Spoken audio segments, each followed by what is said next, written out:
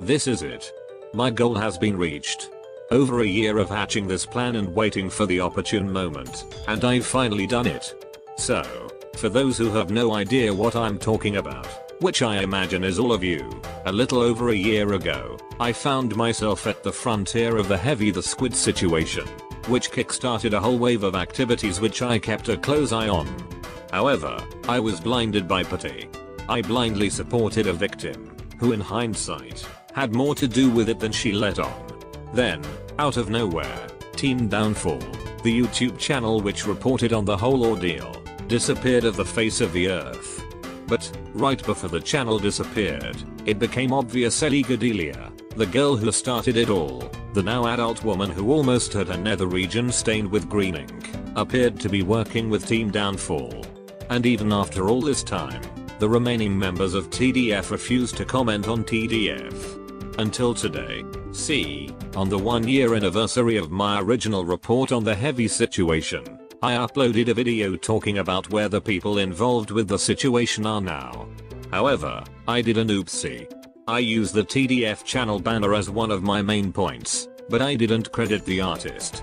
In my defense, the person who gave me the banner didn't tell me who made the art. So, one copyright discussion later, and I have a special guest today. So, without further ado, I present to you, What Happened to Team Downfall, an interview with an ex-team member. Alright, first things first, I would like you to introduce yourself. Hi, I'm Pariko. I was previously known as DJ, and I was an overseer of Team Downfall V2, and that happened all before it caved in and killed itself. Yeah. Okay, so, first of all, are you willing to throw anyone under the bus for this interview, or should we work with made-up names? The only people I will be really publicly throwing under the bus here are people that are obviously known to the public. There are some people who I am going to use nicknames for. For example, the people who were, working behind the scenes and less out of the public eye. But it should be noted that the main people I'm going to be talking about are lolcow and obviously Ellie Gadelia. Right, excellent. Alright, so the main point of my video was that Ellie out of nowhere joined Team Downfall. What was the story behind that? Well, it's rather funny. I find it really weird that lolcow made Ellie a part of Team Downfall, and most of it people in Team Downfall, which you can see in the poster, found it really odd since we made the downfall on her and all. I just had a weird feeling about Ellie joining Team Downfall in general. If I were honest, it was completely lolcow's idea to add Ellie to Team Downfall. It kind of backfired, as you can imagine. We were trying to keep Ellie from joining Team Downfall, but lolcow basically insisted on it. Alright, that is indeed a wee bit odd. How did Ellie, fare in Team Downfall? Well, basically we were working on a bunch of new downfalls. And at least I was working on the scripts, as we never made work out of any of them, since lolcow was kind of lazy, to be honest. Ellie was helping us out collect evidence and stuff. lolcow just wanted her to show people that TDF could forgive them, per se. Right, so you're saying that Ellie was on Team Downfall to collect evidence. This is very much an abuse of power within a community that is as poorly structured as the that side of the community. How did lolcow look at it? Unfortunately, there is basically in the most part of the Splatoonity a really bad power balance. So I can't say it's only exclusive to this part. However, lolcow believed that he did nothing wrong, and that there was absolutely nothing and any error of his ways. So with that in mind, you can see that he still believes that he's done nothing wrong, because he's commenting on Team Downfall deleted videos and stuff like that, saying, oh, well, I deleted it because people were giving me too much stress, or something like that.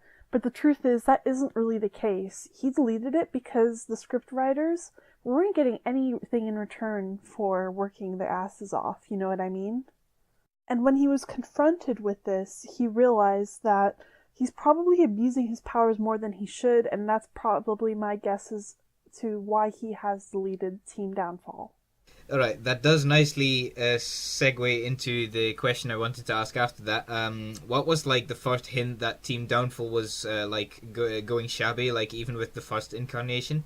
Weird enough, I felt like Team Downfall was already falling apart when I joined, and then when Lolatak mentioned that he wanted to remake it, I started kind of feeling a bit weird about it all, because I feel like one of the main reasons why I was recruited was because I had so much dirt on Team Downfall. Because there were posts, there were other things going on behind the backs of the public that just aren't okay and that Team Downfall originally didn't stand for, such as like harassment and stuff. There was also like SFM art being made of Ellie Godelia by some of the members that were which were very not appropriate for YouTube, but let's just say it's kind of underwhelming, to say the least. Alright, that's cool, that's cool. Well, this, like, in the time period of Ellie Godelia's downfall, right? How did Ellie react to that? Well, you can actually see Ellie's reaction through her Twitter. She wasn't active for a couple months. I believe her original Splatoon server, which was on Discord, was deleted. That was the Splat family. That's where everything was recorded for the downfall. However, it should also be noted that, like, she did take this time to reflect on herself. I don't really personally believe that you can improve in so little time, but she's definitely been trying, and I'll give her that. However, I noticed a lot of the old members of Team Downfall were harassing her over Twitter, and I'll send you a screenshot of all these posts that I don't know if they're even public anymore, but I screenshotted them around the time that the downfall occurred. So just keep that in mind with the policies, I guess, and what was reinforced at Team Downfall. Alright, but that certainly puzzles it a wee bit. Like, what was the drop to spill the bucket for the Team Downfall to, like, immediately switch gears and, like, go full, like, attack mode on Ellie? I think the reason why Ellie Godelia was a huge target for Team Downfall was from all the attention she was getting after the whole the Squid incident. She was getting a lot of platform from a lot of YouTubers, and because of this, I find it rather a little strange that they would go after her, but I can see why.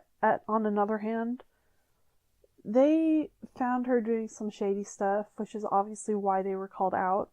Well, she was called out. And I'd just like to say that, yeah, if you do stupid stuff on the internet doesn't really forget. Hence the case with Ellie Godelia, and I hope soon that after this video is published, maybe people will realize how messed up LOL Attack really is. And I know I'm not the only person who believes this, because if you talk to people from other, well, organizations, I can't say call them organizations because they aren't organizations quite literally, but in a sense, after Team Downfall dispersed, there were a lot of new groups being made kind of to follow up, like Order 7 and Splat Syndicate. A lot of people in Order 7 and Splat Syndicate are very against LOL Attack, which I can understand, because he's done some very shady stuff and abused his powers in the community.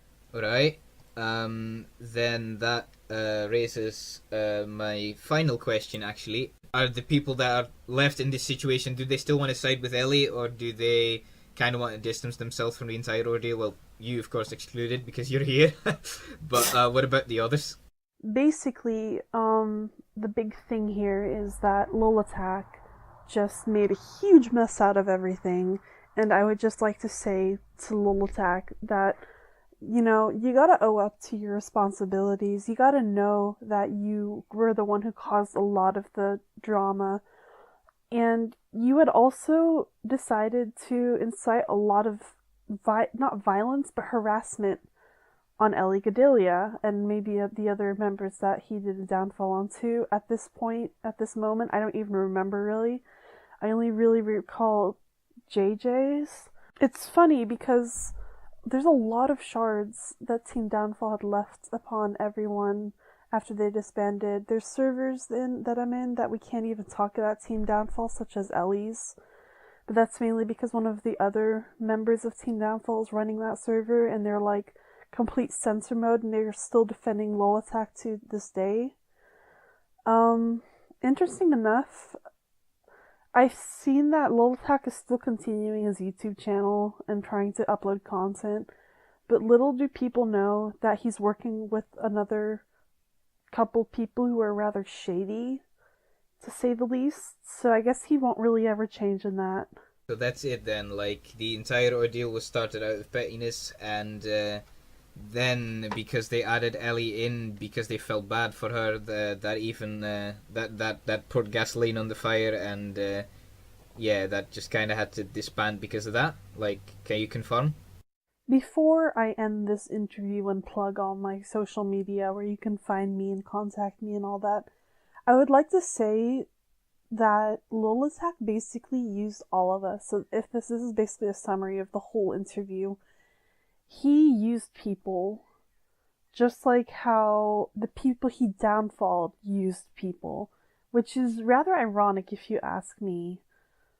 Not only did he use people, but he didn't even give us any,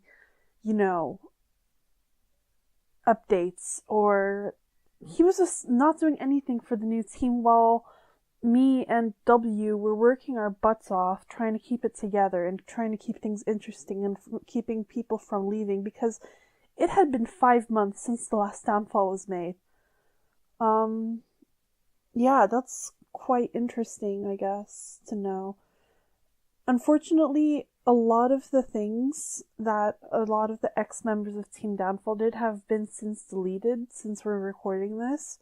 I have managed to nab a few screenshots from my old computer, but, as I said, most of them are gone. Yeah. I would just really like to have a word with LOL Attack someday, but then again, I remember he's probably not going to change, so what's the point? I would also, before I just leave it at that, there were people leaking stuff in the second version of Team Downfall already, so people already basically knew that Ellie was in the Team Downfall V2. So there was already basically a broken trust on that behalf of the team. Not to mention that even in one of the live streams, G, one of the same mod who I mentioned earlier that mods Ellie's server now, he basically leaked it unintentionally, and he gets really mad when I bring this up, but might as well call him out on it. G basically said in this live stream that, oh, we're not going to we're going to keep things a secret for now. We can't talk about certain things. And it's like, dude, really? Anyway, that's just my 2 cents and a little summary of our interview, I suppose. Alright, then that is currently all the information that I need. One final thing is, it's more like on your side. Do you have to plug anything? Like, do I have to be that platform, or... Anyways, you can contact me on Twitter, which is pretty cool, I guess. My Twitter is at ChargerTier. That's a Charger tier, as in like making tiers of weapons. I don't know.